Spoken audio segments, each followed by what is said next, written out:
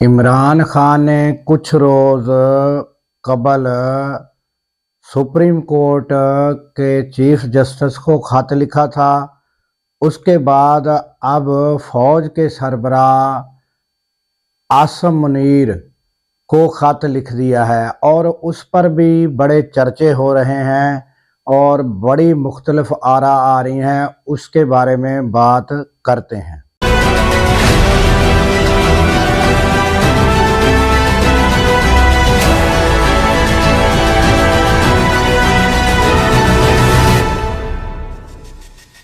अस्सलामुअलैकुम, मैं हूं अब्दुल गफ़ार। नाज़रीन, इमरान खान जो कि जेल में हैं, उन्होंने चीफ जस्टिस को ख़त लिखा था। उसके बारे में बड़ी बातें और बड़े तबसरे हुए और मेन मकसद ये था कि चीफ जस्टिस को ख़त लिखने का कि कई बार जो चीफ जस्टिस हैं उनके पास जब केस जाते हैं तो अगर कोई वकील दूसरे किसी केस का या जो सूरत हाल हो उसका कोई हवाला दें तो वो कहते हैं इस केस के बारे में बात करो, वो मामला हमारे सामने नहीं है, लिहाजा उस पर बात ना करो। तो इमरान खान ने जो ख़त लिखा है तो ये बात भी ख़त्म हो गई कि कल को अगर चीफ जस्टिस कहें कि ये जो भी सूरत हाल थी उसके बारे में तो हमें किसी ने कहा ही नहीं, हमारे सामने मामला ही नहीं आया, हमें किसी ने बताया ही नहीं, तो ना किसी ने कहा, तो ये ख़त लिखकर ये बात भी ख़त्म हो गई कि कल को चीफ जस्टिस कहे हमें तो किसी ने नहीं कहा था। तो एक जेल से बैठे कैदी ने और वो साबिक़ वज़ीर आज़म भी हैं, उन्होंने चीफ जस्टिस को ख़त लिखा, मगर वो अब तक उस पर कोई रिएक्ट या कोई यानी वो नहीं आया, मगर उन्होंने अपना फ़र्ज़ पूरा कर दिया। उसके बाद अब आसिम मुनीर को जो ख़त लिखा गया, हमारे जो चीफ ऑफ आर्मी स्टाफ हैं उनको जो ख़त लिखा गया है, तो उसमें भी अब मुख्तलिफ आरा, मुख्तलिफ तबसरे हो रहे हैं। कोई कह रहा है कि ये फ़ौज के ख़िलाफ़ बड़ी चार्ज शीट है, कोई कह रहे हैं कि ये मिन्नत तरला प्रोग्राम है, यानी इस तरह की मुख्तलिफ एंकर मुख्तलिफ आ रहे हैं। कहते हैं जितने मुंह उतनी बातें। तो असल में जो मेरा अपना ख्याल और तजज़िया ये है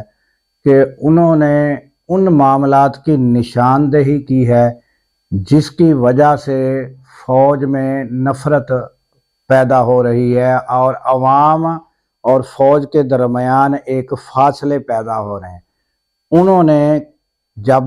ये ख़त शुरू किया है तो उन्होंने कहा कि फ़ौज भी मेरी है और अवाम भी मेरी है, क्योंकि वो मुखातब हो रहे हैं साबिक़ वज़ीर आज़म के तौर पर।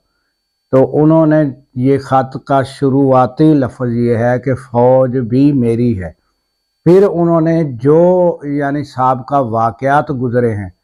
उनकी निशानदेही की है, यानी नंबर वाइज वो सब ने तकरीबन सुन ली होगी। उन्होंने एक जो यानी मैंडेट छीना गया और उन्होंने उसकी निशानदेही की कि उसकी वजह से भी अवाम में जो है नफ़रत पैदा हुई। उसके बाद उन्होंने 26 नवंबर में जो कुछ हुआ उसकी वजह से भी सारे मामलात, फिर पीका कानून उसकी वजह से भी, फिर लोगों की पकड़ धकड़, उनको जेलों में रखना। तो इस तरह उन्होंने सीरियल वाइज सारे वाक़यात बताए हैं कि फ़ौज को चाहिए कि वो सियासत में मुदाखलत ना करे और इस वजह से फ़ौज के दरमियान जो है नफ़रत पैदा हो रही है। तो उन्होंने, मेरा जो ज़ाती ख़्याल है, तो उन्होंने जो ख़त लिखा है, एक तो हुज्जत तमाम की है कि जो फ़ौज के सरबराह हैं उनको ख़त लिखकर हुज्जत तमाम की है उन्होंने, और दूसरा यानी तनकीद बराए इस्लाह की है कि इन चीज़ों को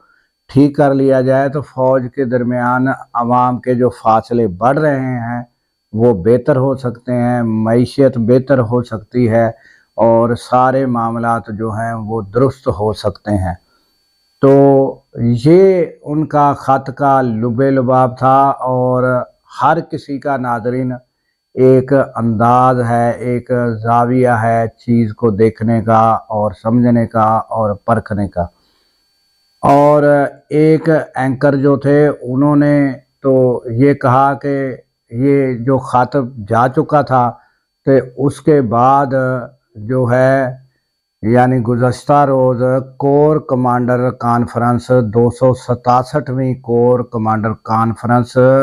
GHQ میں منعقد ہوئی، تو ان کو بھی بہت سراہا ہے، اور انہوں نے کہا کہ یہ یعنی کہ بالکل عسکری قیادت جو تھی وہ مل کر بیٹھی، اور انہوں نے ملکی معاملات جو ہیں جن کو درپیش خطرات ہیں ملک کو، اس پر بات کی، اور اندرونی بیرونی سب معاملات پر غور کیا گیا کہ ملک کو درپیش چیلنجز جو ہیں اس پر یعنی بات ہوئی۔ تو ان کو یعنی کہ بہت ہی پر امید اور بہت یعنی بہتر قرار دیا گیا، خوش آئند قرار دیا گیا کہ یہ جو ان کا اعلامیہ جاری ہوا ہے اس پر بھی بہت یعنی کہ خوشی کا اظہار کیا جا رہا ہے کہ بہت اچھی کور کمانڈر کانفرنس ہوئی، اور اس میں جو بھی معاملات دیکھے گئے ہیں ان سے امید ہے کہ آئندہ آنے والے دنوں میں بہتری آئے گی اور ہماری افواج جو ہے ان پر عمل پیرا ہوگی۔ تو یہ ناظرین یہ اپنا اپنا ایک دیکھنے کا انداز ہے، مختلف بہت سے اینکر ہیں، ان کے بہت سے ذہن ہیں، وہ ہر بات کو کس زاویے سے دیکھتے ہیں، یہ مختلف لوگوں کے مختلف زاویے ضرور ہوتے ہیں، مگر کوشش یہ کرنی چاہیے کہ بہتر جو معاملات جس میں بہتر معاملات ہوں وہ بات کرنی چاہیے، اور ایسا اینگل جو ملک کے لیے بہتر نہ ہو وہ یعنی کہ پیش کرنا یہ بھی اچھی بات نہیں ہوتی۔ تو اس کے ساتھ ہی دیجیے اجازت کہ اللہ تعالیٰ پاکستان کی خیر فرمائے، پاکستان کی سرحدوں کی خیر فرمائے، اور سرحدوں پر مامور ہمارے جوانوں کو اللہ تعالیٰ شاد و آباد رکھے، کیونکہ جب ہم سو رہے ہوتے ہیں وہ سرحدوں پر جاگ رہے ہوتے ہیں۔ اللہ حافظ۔